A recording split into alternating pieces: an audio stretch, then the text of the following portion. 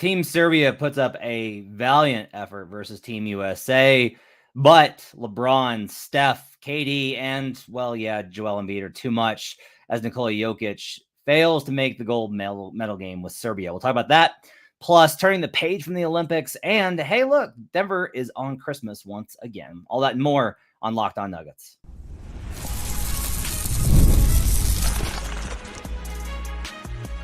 You are Locked On Nuggets, your daily Denver Nuggets podcast. Part of the Locked On Podcast Network, your team every day. Welcome to Locked On Nuggets, your daily Denver Nuggets podcast, part of the Locked On Podcast Network, your team every day. Thanks for joining us and making us your first listen. We appreciate you checking us out every single day. And if you're joining us on the live show, checking us out at youtube.com/Locked On Nuggets, where I'm recording this on Thursday night after Team Serbia falls to Team USA. Today's show is brought to you by FanDuel. Make every moment more. As the playoffs wind down, the sports stop sportsing like we want them to. But this summer, FanDuel is hooking up all customers with a boost or bonus daily. That's right. There's something for everyone every day, all summer long. Visit FanDuel.com to get started. My name is Matt Moore, and I'm the senior NBA writer for the Action Network, and I'm from Colorado in the United States, in case Kevin Durant was wondering. That's a allusion to something about Twitter, that if you're not on Twitter, stay away. But also, if you are on Twitter, you should go check out Swipa's timeline, because Swipe is probably having himself a day. Swipa will be with you with Adam on Friday. They'll talk about their reactions to that game and going forward, kind of their feelings on things, as well as Team Serbia in the rest of the way. So we'll start today and we'll talk about Team Serbia falling to Team USA, about Nikola Jokic and his performance, about kind of like what we learned from it. We're going to put a bow on the Olympics because now neither Team Canada nor Team Serbia can win gold or silver. So that's out of the question now.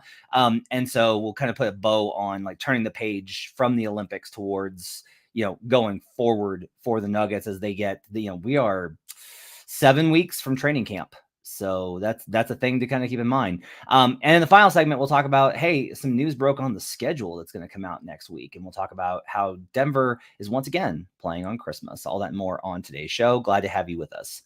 Let's start right here. So Nikola Jokic and Team Serbia lose to Team USA 95-91. They led by a ton in this game.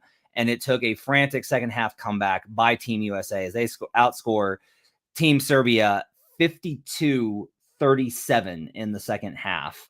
Jokic was absolutely dealing in the first half. Jokic finishes this game with 17 points, 11 assists, 5 boards, but he does go a -10 because of the comeback in the second half. Team Serbia actually did manage. There were 2 big things that helped Team Serbia in this game. They hit their threes. We talked so much about that, about how they needed better shooting around Nikola Jokic. You have to knock down shots. They were on fire for the first, really, I think, 2.5 quarters of this game. They were really on fire, and they kept making big shots when Team USA made a run, and you really thought that maybe they had a chance, but ultimately it was LeBron, Steph in particular, who was absolutely incendiary in this game. Kevin Durant with 2 huge buckets late, a 4-point play over Jokic, which I'm sure Serbian fans are thrilled about.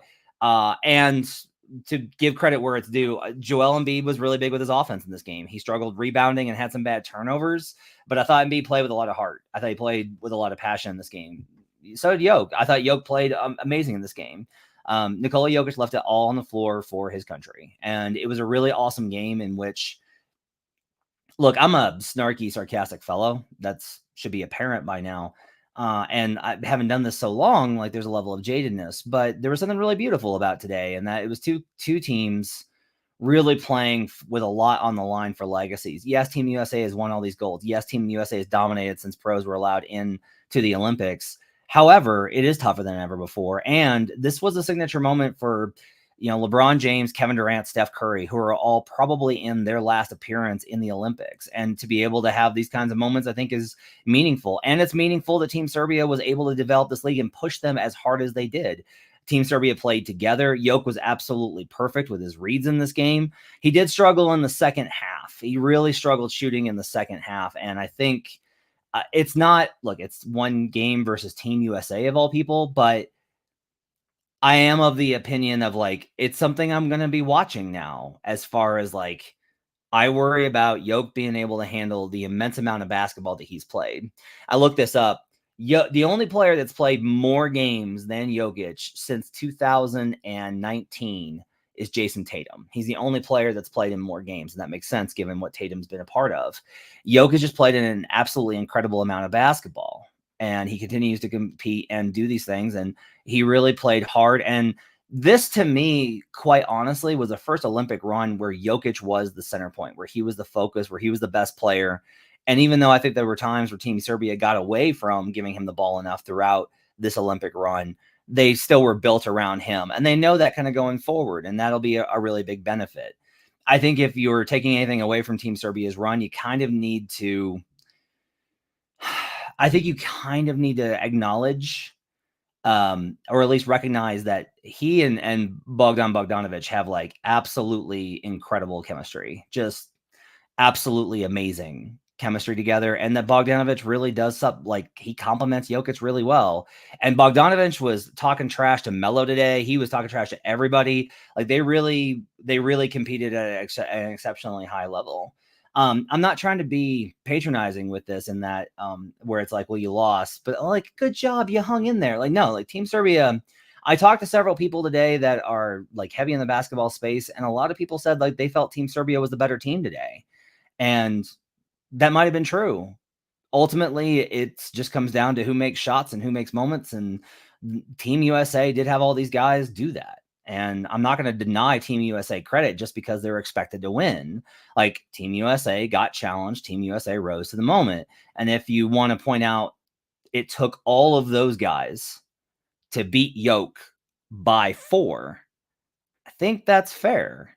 I think it's a testament to like how much better international basketball is, Team Serbia is, and how great Nikola Jokic is, because they were able to play together and they really found chemistry. And this should be a team sport, and it shouldn't just be a bunch of guys being individually better than everybody else. You should have to play together.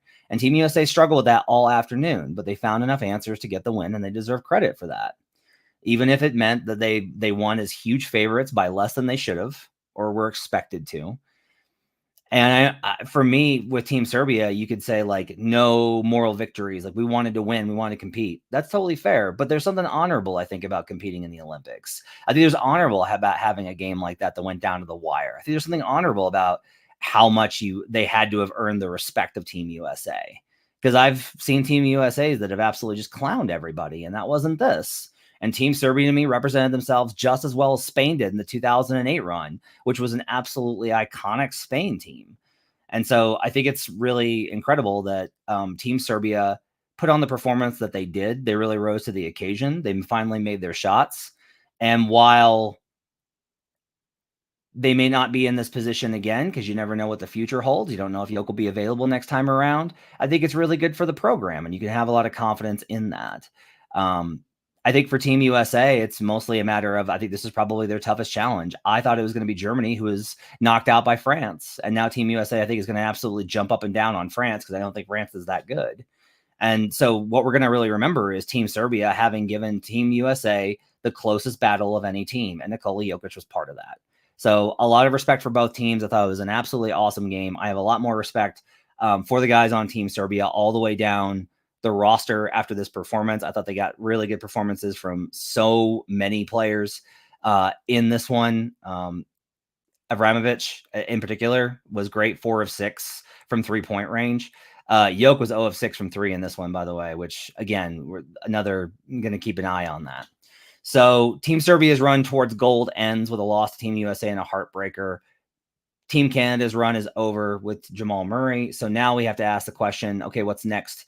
Because training camp starts in 7 weeks from now. It's time to turn the page and get ready for the Nuggets 2024-25 season. We'll talk about kind of turning that page, what's coming up for the Nuggets, what to expect, and kind of what we should expect for the guys that competed in the Olympics going forward. We'll do all that up next here on Locked On Nuggets.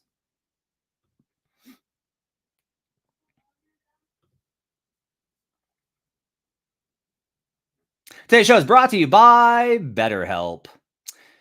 BetterHelp is the best way for you to find therapy. What are your self-care non-negotiables? Maybe you never skip leg day or therapy day.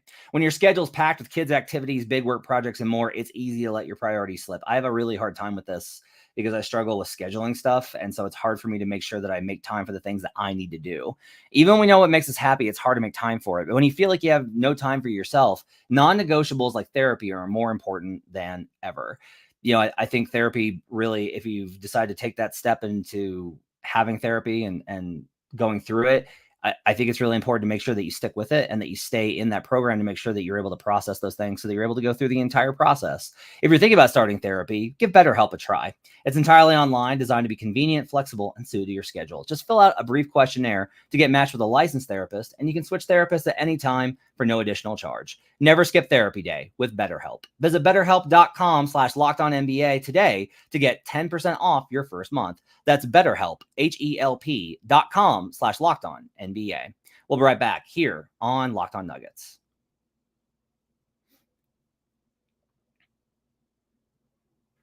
Back here on Locked On Nuggets. Thanks for joining us and making us part of your day. Appreciate you guys being with us. Carlos says there's still the bronze game. True. It's not over, and bronze is still important. Medaling is still really important. I'm not trying to deny that. It's more a matter of like, okay, one more game for the bronze, and then off we go. So I think it's going to be interesting to see over the next couple of weeks, like what information we get out of camp. As far as a schedule goes, if you're new to this and you haven't been around for various Nuggets seasons, one, welcome. Two, hey, 5-ish is in the house. What's up? 5-ish is in the chat along with Hurricane, who's going through it right now. So in the beginning, in the first week of September, and really probably over the next couple of weeks, guys are going to start trickling into the gym, and you'll start seeing workout videos from inside the practice facility. And then really September 1 is when guys really start to hit the ground running. Technically speaking, the Nuggets can't hold a quote unquote practice until training camp starts. There's NBA mandated rules via the CBA of what's allowed, not allowed. It's like when you can work out and not work out for the NFL. It's the same kind of deal. You can't have non-mandated workouts, but you can have guys in your gym. The players are always welcome in the gym, and the coaches can definitely be there and talk with the guys. So you can kind of take that for what you want. And it'll mostly be open runs. Like they'll play basketball, they'll work out, they'll get their stuff in based off of their training regimens that they're all ascribed to. And you will start to kind of hear who's doing well in those runs and who's not doing well in those runs. I don't expect to see any of the starters, really, honestly, until training camp. Murray's going to need the time off. Jokic, don't think anyone's going to be surprised that I don't expect Jokic to be around until training camp begins. Aaron Gordon might come in, but it's going to be Christian Brown. It's going to be those other guys. It will be very interesting to see if Russ shows up. Like that'd be like an interesting thing is like if Russ gets into town early and decides to start working out with a new team, like right off the bat to get the young guys kind of on the same page and organized. That'd be really interesting. Other than that, it's going to be, most of the young guys kind of working out, which should lead to some kind of interesting information that'll probably come out. And then as we get closer to camp, probably some of the starters will come in and start working out and playing. And then last week of September, it's going to be training camp and media day and then training camp, and we're off and running. We have heard, this isn't confirmed, we have heard that the Nuggets are going to hold training camp in Denver this year, which isn't surprising given their overseas trip to Abu Dhabi. They don't want to pack more travel on top of it, but it is going to be a very different experience, especially because guys are able to kind of go home at the end of the day. And that removes some of like that close knit thing that you kind of want for a team to have. One of the reasons why teams go away on training camp is you have that bonding experience of being away from home. A lot of teams do this across sports where like you go somewhere and you participate in training camp, and that's kind of how you go about it. It's going to be very different this year. So I think that's like a little bit different from the perspective. 5-ish says, after seeing Jokic and Jamal in the Olympics, are you feeling better, worse, or about the same about the Nuggets going into the next season? I think I feel about the same. I think, Adam and Swipe and I were texting, and I said, Adam was like, I moved to 2.5 DEFCON with Jamal. He was at 3.5 a couple weeks ago when he and I did a show, or a week ago when he and I did a show. I'm at 2, which is not good because 1 is imminent nuclear war. I'm concerned. At the same time, I said this on Twitter, like, I won't be surprised if Jamal drops 35 in the first week of the season. I don't know that all the time this stuff is completely linear, where it's like he's out of shape and he's hurt, and so this is what's going to happen. Sometimes it's like, yeah, that was all true, and then he got better. He took 3 weeks off, and that's what he needed, and then he was better, or whatever it is that happens. But Jamal didn't look right in this run, and that's very apparent. I know everyone's asking about the extension, and they're going to continue to ask about it, and there's going to be pressure to get that done before training camp, because if it's not done before training camp, it's going to be we have to ask about it, and we have to. The problem with it is, like, we have to ask everybody about it. Like, if you're working on a story and you're like, do you have any advice for Jamal as he's working through, that contract situation? Like, that's a reasonable question to ask, but it creates a distraction, and so there will be a drive to kind of get it done. I will just tell you, don't be surprised if, like, the full max is given. If they don't, then that'll be a signature, kind of a sign of what they're expecting from Jamal, and the fact that they're putting a little bit more pressure on him if it's not a fully guaranteed deal. But there's also, I will say this, if they give him something like, oh, it's fully guaranteed 3 years with a 4th-year option, or 4 years with a 5th-year option, and the 5th-year option is Denver's option, like it's a team option at the end, like that'd be a huge concession by Jamal. If that were to happen, still doesn't change anything but the next 3 years. Like, Jamal's still fully guaranteed for a max contract during that time. And I don't see any way that he takes any sort of, like, significant reduction in pay. I don't think that's likely to happen, because his contract's very important to him for his career. So that's going to be something I think to kind of watch and monitor as we get closer to training camp as well. I will be honest, like, I'm really worried about both players given the workload. These guys played until, they didn't play in the conference finals, but they played as close as you can to it. They were playing in mid to late May. And then they had basically a month and a half off, and then it was training camp for Olympics, and then they were into Olympic play, and then they traveled and played in the Olympics, and now they have 7 weeks off before training camp begins. It's just not a lot of time. And, like, I have a lot of concerns about that, especially given that I wouldn't have as much of a concern had we not seen if Jamal had just struggled in the Olympics and he was fine in the playoffs, I'd be like, whatever. He just didn't fit it. Like, Olympic play was hard for him, whatever, he'll do better next time. But it's the carryover from the playoffs through the Olympics, I think, is everyone's so concerned, which I think is reasonable. And then for Jokic, the last thing I have for Jokic is he gassed out in the third quarter of Game 7. Now, he was awesome in Game 7, but he did gas out. Like, we all know that. And so, like, he got worn down then. He had a bad second half here, and now he's going right back in to training camp. And I don't know what they need. I don't know what those two guys need in terms of time off, or how to give it to them, because what you can't do is you can't be like, hey, let's give them the first month off. You can't do that, because if you start out 8 games under 500, you're buried, and your entire rest of the season, as guys get hurt and the schedule and back-to-backs and blah, blah, blah, blah, blah, you're chasing the whole way. So you can't just be like, we're going to punt on that first third of the season. You can do that in the East, mind you. Like, the Celtics, if they wanted to, could literally be like, hey, we're going to sit Jason Tatum, Kristaps Porzingis, and Jaylen Brown the first 10 games of the season, and then just, like, pick it up and go, and it'd be fine. The Nuggets can't do that in the West. That's not how it's built. So there are, I think, concerns. These are all things that we're going to have to keep an eye on. I'm curious about muscle watch with Peyton Watson. What kind of shape is he going to be in? Like, what kind of growth is he going to have shown when he gets into training camp? Same thing with Christian Brown. Same thing with Julian Strother. These guys are going to have another year in strength and training and conditioning. Excited to see all that. Like, there's exciting stuff coming around the corner too. It's not just anxiousness, but there's a lot of stuff that I'm going to be interested to see as we get little glimpses heading into training camp next month. On the other side, we already have a game on the schedule. Shams Charania reported on the Christmas games, and guess what? Denver's got one. We'll talk about what that game is and why it matters up next here on Locked On Nuggets.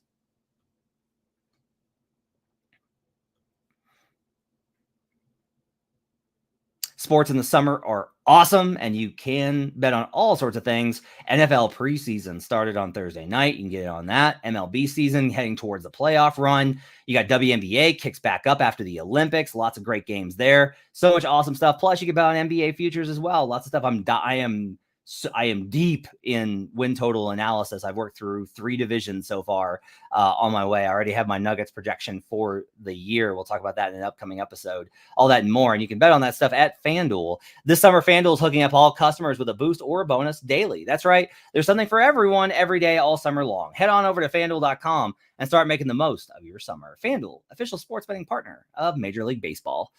We'll be right back on Locked On Nuggets.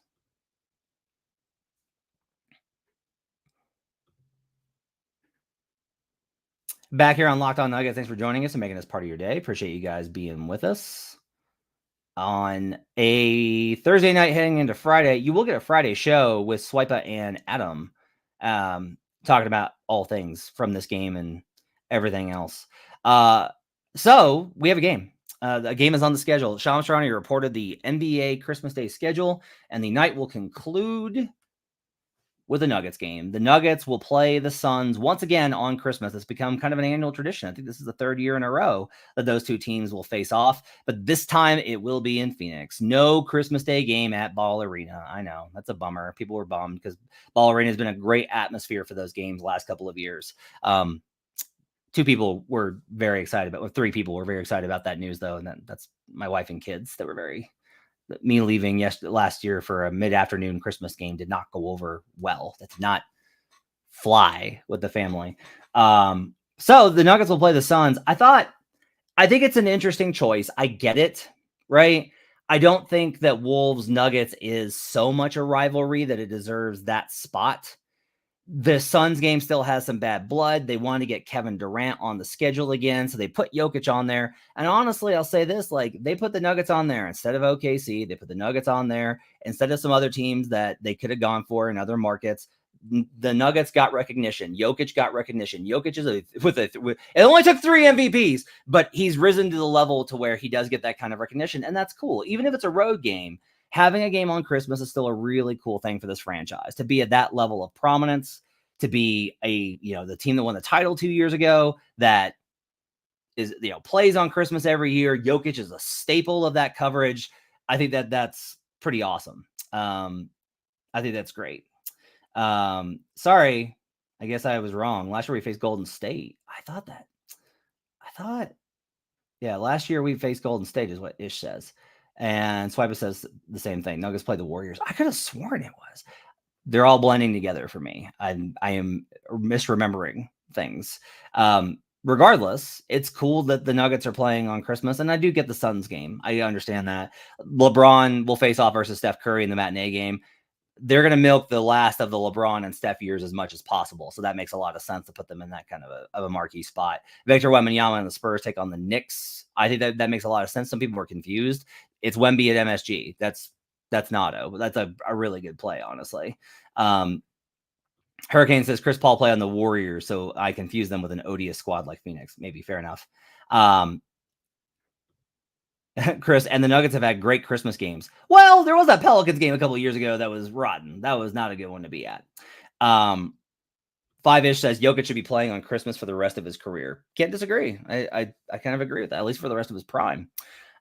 So we've already got that game on the schedule with it, which I think is cool to have. And like, it's a signature of where the Nuggets are at in the NBA hierarchy. And bear in mind, like, for as much consternation and concern as I think that there is internally, and you're going to hear more of it, like, be prepared. You're going to hear a lot of all the stuff that you've been worried about, or that people on this show, Reddit, Nuggets, Twitter, everyone's been concerned. It's not like that's limited here. The national pundits are going to be concerned about them too. So you're going to hear a lot of questions of like, I'm really worried about Denver this year. And I think it's fair to be concerned about them. I have kind of come to peace with the fact of no matter what my projections say, like last year, Yoke's pretty much a 50. Like he wins 50 games as long as 2 starters aren't missing the entire season. Yoke's going to win 50 games. And I kind of have to just like pencil that in and be done with it. That at least 50 wins is going to be on the table for Nikola Jokic and the Nuggets. Now, the question is, how many games are the other teams going to win? Because, like, I have the Thunder winning a ridiculous amount of games. I have the Wolves winning a ridiculous amount of games. And I have the Mavericks winning a ridiculous amount of games. And Memphis could do it, too. And I have the Pelicans really high. So how this all shakes out, I think it's going to be very interesting. And it's going to come down to, I think, luck and injury, which injury is mostly luck. And like those things will really kind of play out over the course of a season. But look, Denver can have a season where they're not as good, but their record stays afloat. And then the playoffs, they figure it out.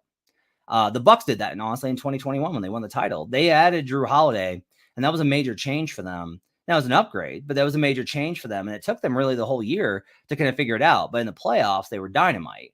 Question is, can Denver come out of this season better than they were to end last year? And that's a tough bar given how good that team was, that for all of the problems of them wearing out and how compromised they were, that team was still awesome. Like this was a great team, and it's going to be a great team as long as Jokic is there. And I don't want to just say it's Jokic. You can't just put any 4 people around Jokic. We've seen that before. It does take Aaron. It does take MPJ. It does take a healthy Jamal Murray. It does take guys contributing. Like you need guys to really contribute to this team. They can't just be bystanders. They can't just be passengers.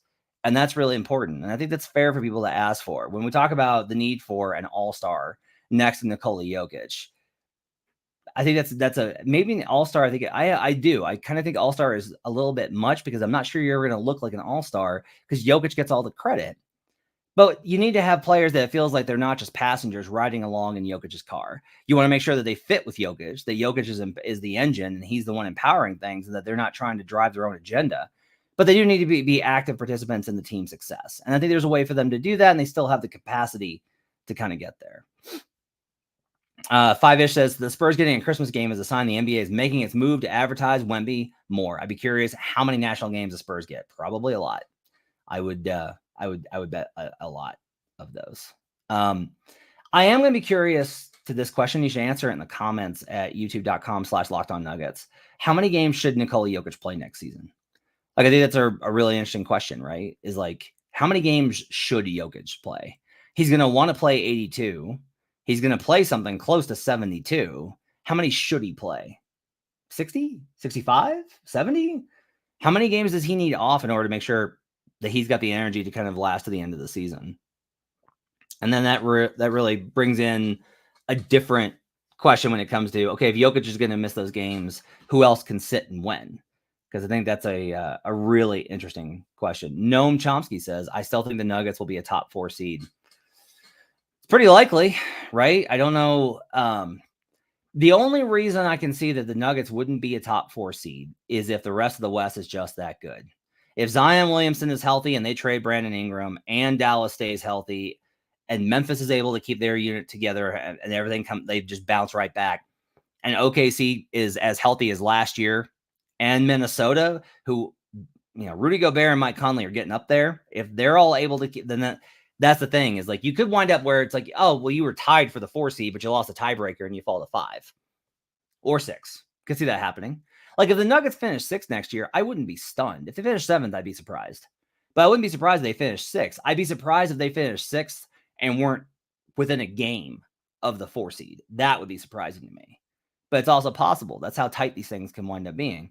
And hey, maybe they win 65 games. Maybe this is the best season in Nuggets history.